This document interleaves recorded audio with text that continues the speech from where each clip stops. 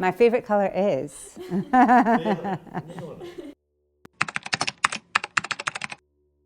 I'm Zara Lipsey. I'm a clinical psychologist and I work in high performance sport.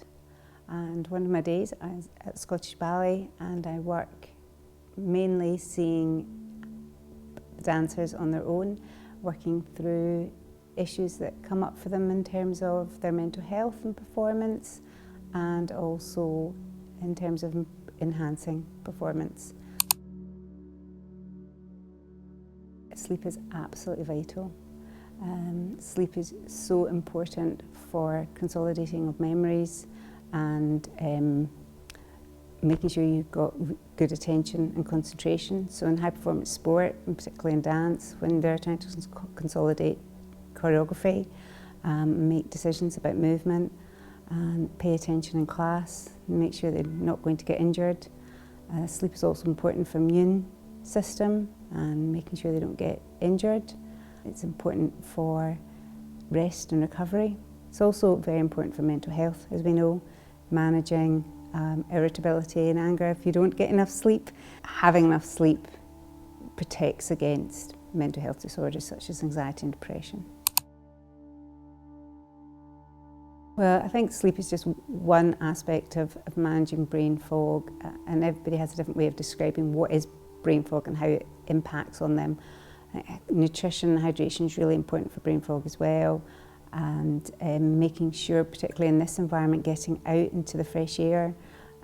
They obviously do enough exercise, but very often everything happens in the building and they're not getting sunlight. And at the end of the day, there's a lot still to be done in terms of rest and recovery and stretch and looking after themselves at night to make sure they do eat enough and do get to bed in time, and then getting up again in the morning. So trying to turn yourself off to get a good night's sleep is so important.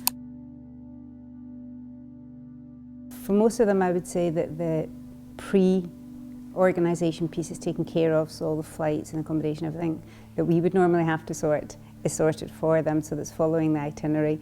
But making sure you're organised before you go away, getting packed and organising friends and family issues that may come up prior to going away is really, really important to make sure you manage the stress before the event starts. Human beings don't like unpredictability and human beings like routine. So feeling that you have a sense of agency in that, and that means having some sense of control, makes that much easier for the human being. So I always say to people, plan it. Plan what you're taking, plan what it's going to look like. Even if you can't visualise where you're going because you've not been there before, but what you would like it to look like and how it's going to fit around your work or dance routine. Everybody has their own way of doing that. So for some people it's about being on their own, maybe in their hotel room or doing some yoga, doing some deep diaphragmatic breathing, doing some meditation, getting a good book, listening to some music or a podcast.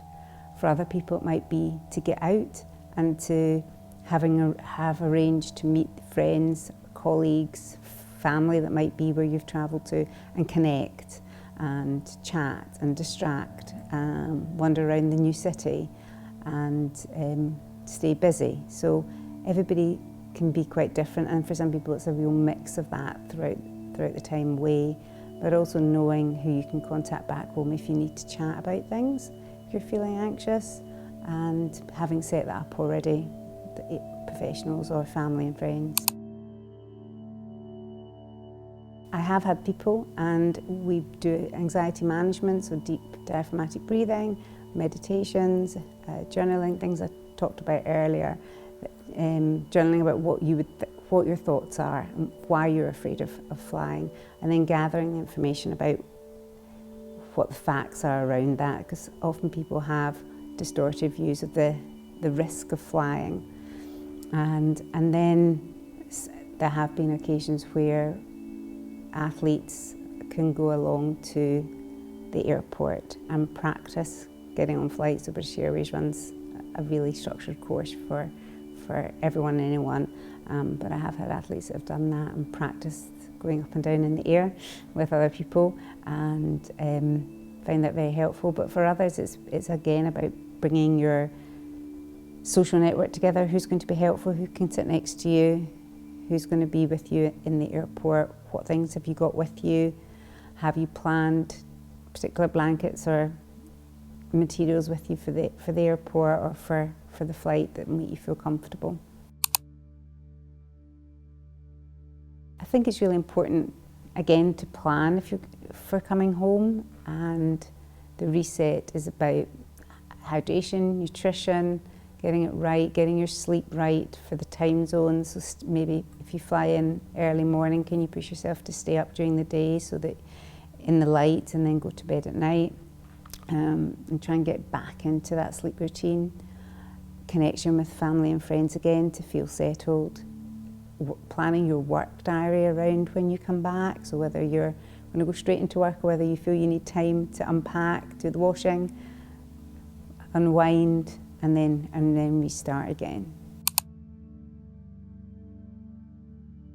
Sleep, exercise, nutrition, hydration, and some people would say caffeine and some people wouldn't.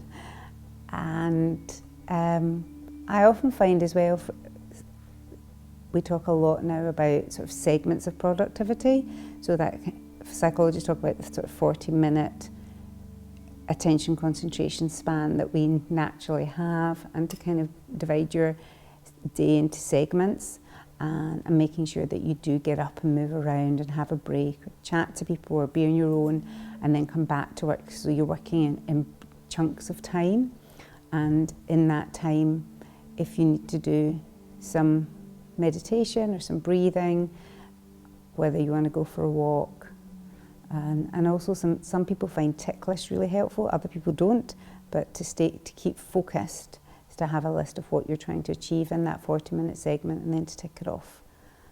A sense of mastery is also really important around the sense of the importance of productivity, is to feel that you have achieved and you've achieved what you wanted to set out to do.